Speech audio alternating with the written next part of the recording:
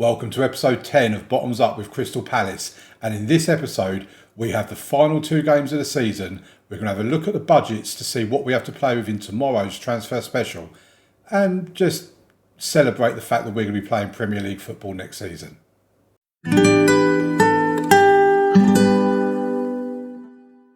Welcome back everybody. So let's have a look at the finances first, because this shows us our budgets for next season. Our transfer budget, it was originally 42 million, but it's now 37.6. We have already signed a player. He's obviously not here yet because the transfer window is not open, but we'll have a look at him shortly. We've got a wage budget of 2.1 million, which means with the committed spending, we've got around £700,000 just over in the wage budget ready to spend with our £37 million transfer budget.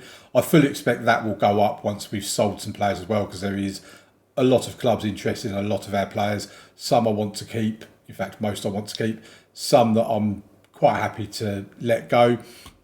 What I'm going to do now is I'm going to hand you over to Past Me, who's got the winning goal and the trophy lift from our championship campaign and our game against Fulham. So let me hand over to him now, and then I'll see you back here after that. Right, I want to bring you the goals and the trophy lift in the game where we actually confirm ourselves as league champions. We're playing at home against Fulham, who are fifth in the league, and this is the team we're going out with Noble in goal, Barco left back, Martin right back, Bitshiabu, Killian in the middle of the defence, Hackney and Zayouri in the middle of the park, with Duarte, Singano out wide, Mohamed Sham comes into the middle because Saibari is not fit enough to play, and Maric up top. We played him up top in the last game. It was a 0-0 draw with Middlesbrough, and he failed spectacularly, but he does want to be a striker. So let's see if he can do it in a home game against Fulham. I'll see you in the game if we score any goals. Come on, boys, let's get a goal. Cleared by Fulham, and it comes to nothing. Right, we have a corner. It's with Barco. Puts it in. Oh, and what a goal from Bitshiabu. We have missed him. The old corner routine of Barco to Bitshiabu. It's 1-0 to Palace. Fulham are trying to rain on our parade. Noama has it. And that's going to be it. And here's the trophy lift. This is what we've done the filming for, folks. Our boys are stepping up to the platform. I do like these trophy lifts that you get in Football Manager nowadays. I haven't seen many of them in this version of the game, in Bottoms Up. But here we go. We have the trophy. It looks like a World Cup. There I am there in my blue shirt and blue tie. And there's the title. There's the lift. There's the fireworks, and somehow confetti's falling out of the sky. Not really sure how, but it is. We'll forget that. Are we going to get a cartwheel? Or is that just in the end? We're going to get a cartwheel, I think. Who's going to do it? Is it going to be him? Oh, no, it's him. Who's that? We need to see his shirt number so we can find out who he is. Oh, we're not going to find out. Well, we had the cartwheel anyway. We've beaten Fulham 1-0, which means we have won the championship, folks. Well, there you have it. What a wonderful looking trophy lift that was. Winners of the championship. It's been confirmed. Now, the way we got there, let me just show you. So the last time you was here in Friday's episode was Everton and QPR, where we lost against Everton, drew against QPR. We've been on a pretty poor run of form by our own standards in this division before that. And I did say then that I think this is nerves, that once we've won the championship, hopefully we'll start playing better, because this run of form is a shadow of our former selves. We then, after the draw against QPR, we then went and beat Sunderland 4-0 in the league. 2 goals from Duarte, 1 from Saibari and 1 from Killian. If we look at the stats for this game, bearing in mind Sunderland were third in the league at the time, they didn't even have a shot on target. We had 23 shots on goal, 11 on target, XG of 2.34 higher than them, 66% possession. I mean, we absolutely dominated Sunderland, really did. Then we went and then we had the game against Middlesbrough, where at that point we got the notification that if we win this game, we've won the championship. So because I wanted to bring the goals from the game and the trophy lift and all that sort of stuff, I had the camera rolling. I thought, let's capture all the goals from this game, because Middlesbrough are in the bottom half of the table. We had like 2 highlights in the entire game. It was a most boring game I've ever sat through in my life. And I mean, as you can see from our front three, they've not really scored anything. There's only 5 shots on target in the entire game. The 2 highlights we got were Middlesbrough opportunities. And yeah, it was just terrible. Then we had the 1-0 win against Fulham, which is obviously the goal you've just seen from Bitshiabu, and then the trophy lift that followed. But that came in like the 61st minute. I think that was only about the second highlight of that game as well. And before that highlight came in, I was sitting there thinking, are we just not going to score any more goals now? We're going to get 0-0 draws all the way through to the end of the season. But thankfully, that wasn't the case. We did get the 1-0 win, Bitshiabu, like I say, with the goal. Then after that, it's almost as if the pressure was lifted. 4-0 win against Sheffield United. Duarte, Saibari with a couple, and Kevin Nicol with a penalty. Then a 3-1 win against Wigan. 2 goals from Duarte, 1 from Kevin Nicol. Duarte's just been playing so well. Then a 2-0 win against Coventry. Both goals towards the end of the game. Millet and Nuama with both of them goals. I mean, Nuama's was in the 96th minute. Then Anderson Duarte with 2 more goals in a 2-1 win against Blackburn. I mean, that's like his 5th goal in 4 games. I'll show you his stats when we do the end of season review tomorrow. I'll show you his stats in more detail there. But he is, all the attention's been going to Saibari because of the fact he's their top goal scorer, 23 goals in all competitions. But Anderson Duarte, goals and assists, just off the chart. So today we play Huddersfield, who are 18th in the league, and then we have West Brom, who are currently sitting 3rd and fighting for the playoffs at least, or their position in the playoff lineup. Yeah, they can't catch Everton. Everton will be coming up to the Premier League with us, but West Brom will hope to keep 3rd and 4th place. If they can finish 3rd, then they'll be playing the team in 6th in the playoffs. So that will mean something to them. In terms of us, 44 games played, 36 wins, 7 draws, only 1 defeat. I'm so disappointed that we've lost that one game, which was against Everton, because an unbeaten season would have been amazing.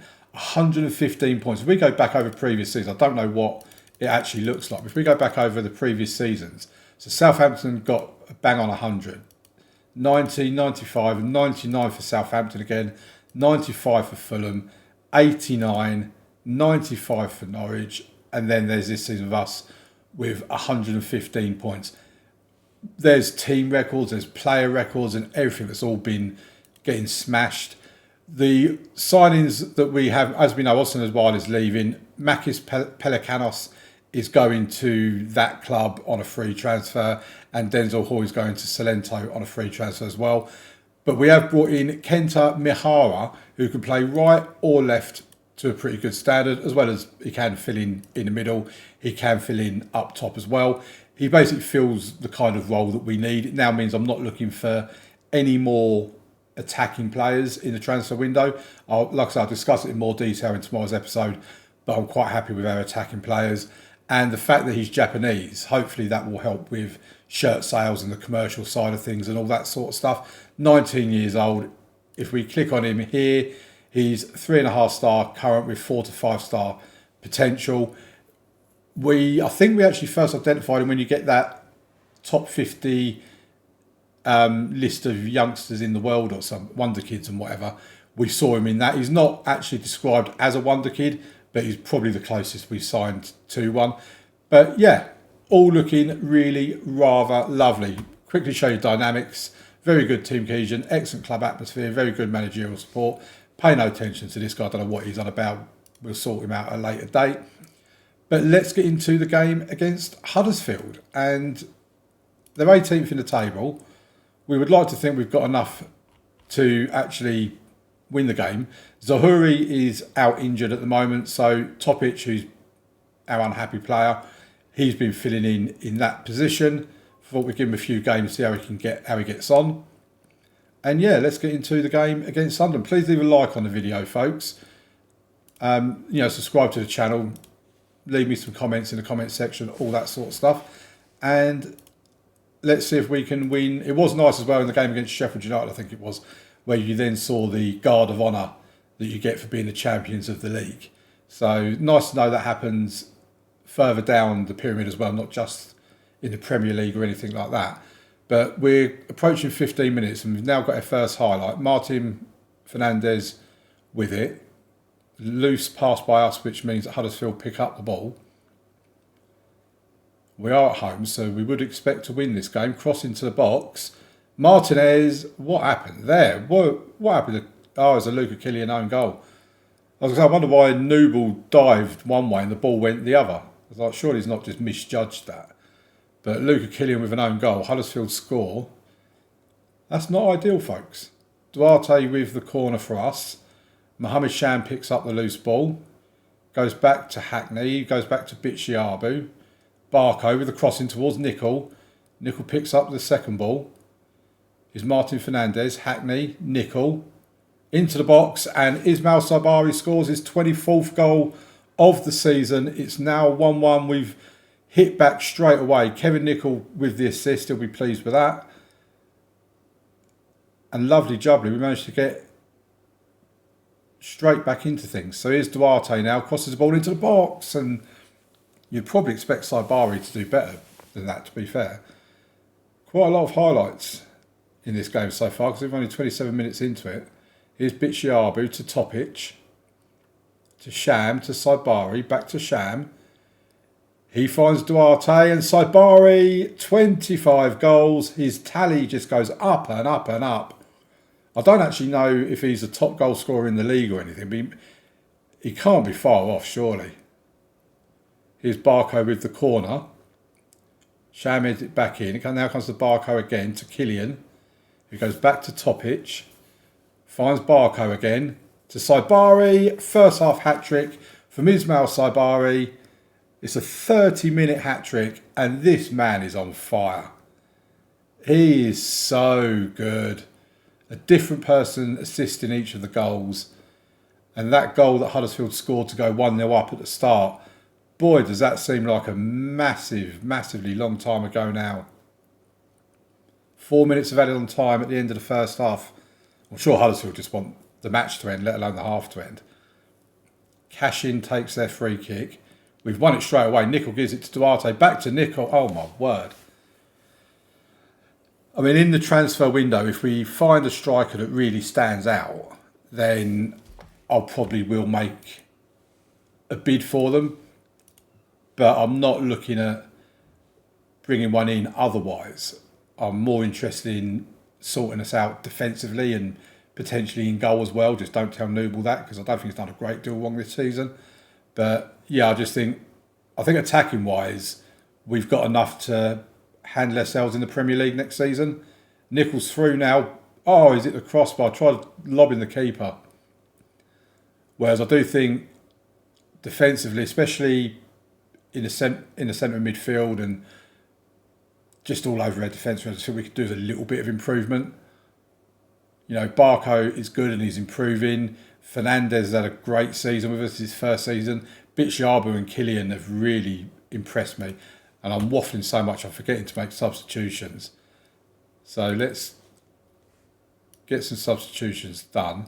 I have been playing Jason Chandler as well, and I think I'll bring him on here for Killian. Dan Neal can come on for Hayden Hackney. Saibari's had his moment. He can come off for Milot. And I think we'll bring Liedmar on for Duarte just to... Yeah, I was going to change it and take Sham off because he's not particularly played well. But that will do. And Jason Chandler's another player that if we can try and nurture him through, we've got some really good youngsters in our development centre that we need to try and make names of them players. So 3-1 win for us against Huddersfield. We move on to the game against West Brom. 118 points. I mean, we're like 21 points ahead of Everton at this point. In terms of the playoffs, 29 points ahead of West Brom. And they are who we've got next. So I'll see you there. So our youth intake has happened and our director of football has signed the best players. None of them are particularly any good. Luigi Colombo is a star graduate. He's a sweeper keeper.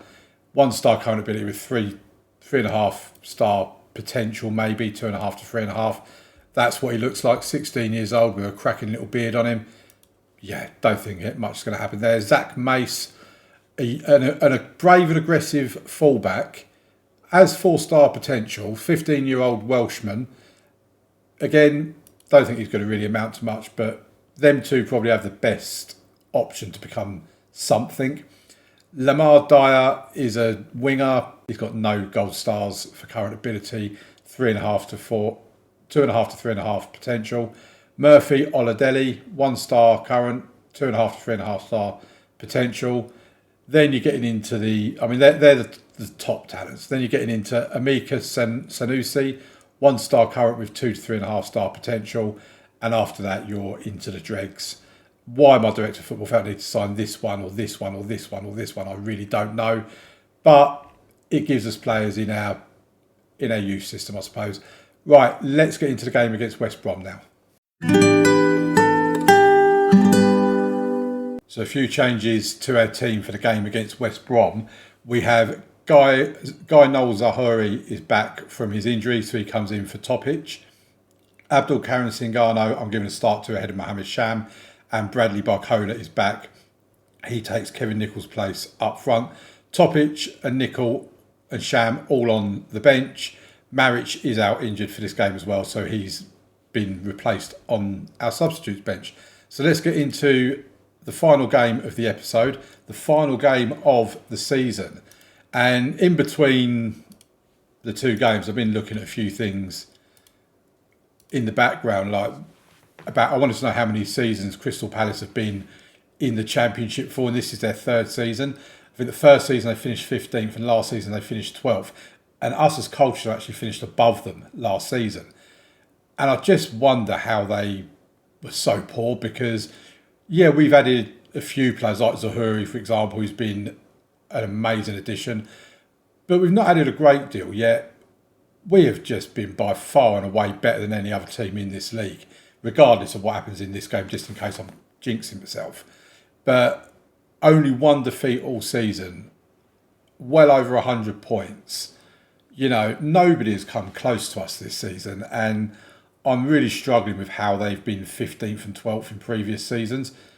But it is what it is. And I actually think that the team we've got, and I've said this before, without any additions, is capable of competing in the Premier League next season. I'm going to be looking for a mid-table-ish finish, not top half, but, 11th, 12th, 13th, that kind of thing.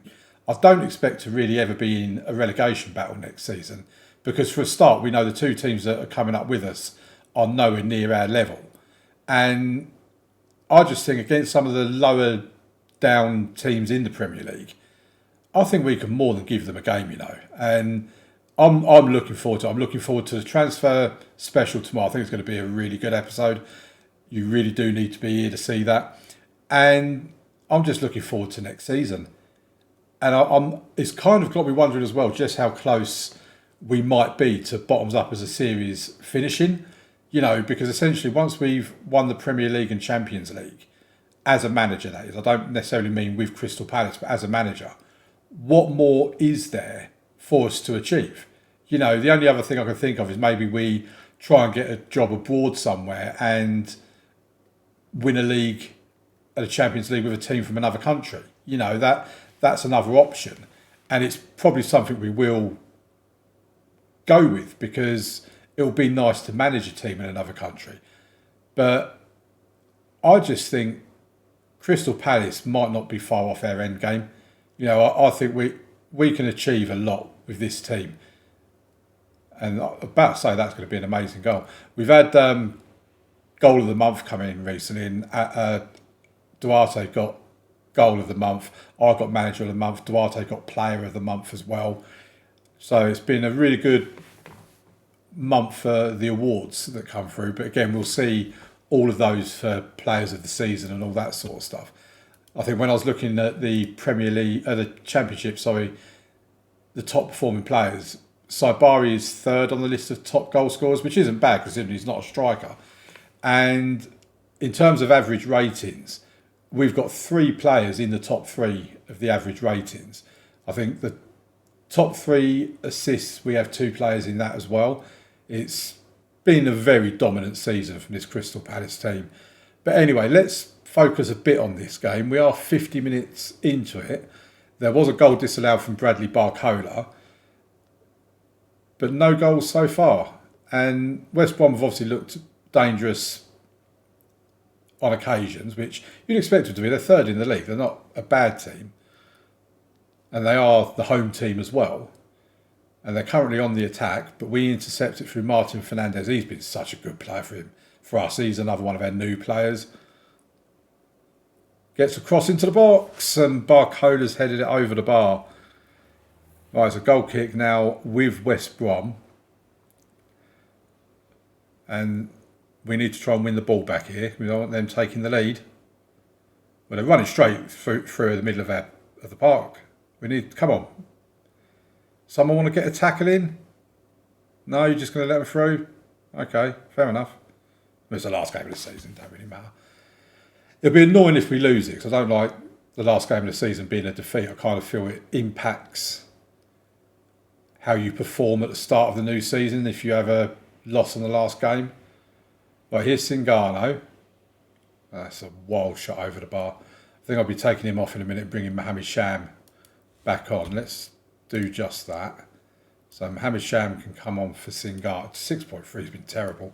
Kevin Nicol can come on for Barcola as well. He's had an hour. He's still not been able to... I'm a bit concerned about him because he's proven to be a fairly expensive flop at the moment, Barcola.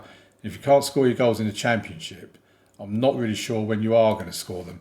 Right, let's look at the subs bench again. Bring Dan Neal on for Hayden Hackney, and Luca Killian come off for Jason Chandler. This will be Chandler's 10th appearance for us this season, all from the subs bench, mind, but it is still 10 appearances. Give it a few more minutes. Nothing's happening, so we'll make one more change. We'll bring Nuama on for Duarte. I know he's one of our star players, but he's done nothing in this game. And this looks like we're signing off with only a second defeat of the season, which isn't ideal, I have to admit. 5 minutes of injury time. We've been poor. We've only had 2 shots on target. We've not been anywhere near our best. And I think it's safe to say the guys were already putting their beach towels on the loungers, because that was a poor performance. Not happy with that. I do think if that was earlier on in the season, we would have won this game. We'd have played better. 118 points, 20 points ahead of Everton. Comfortably the best team in this division. And Mohamed Sham, yeah, okay. Right, well, hopefully you'll join me tomorrow for the transfer special. Please leave a like on the video, subscribe to the channel, turn on notifications, and I'll see you tomorrow for the transfer special and end of season review.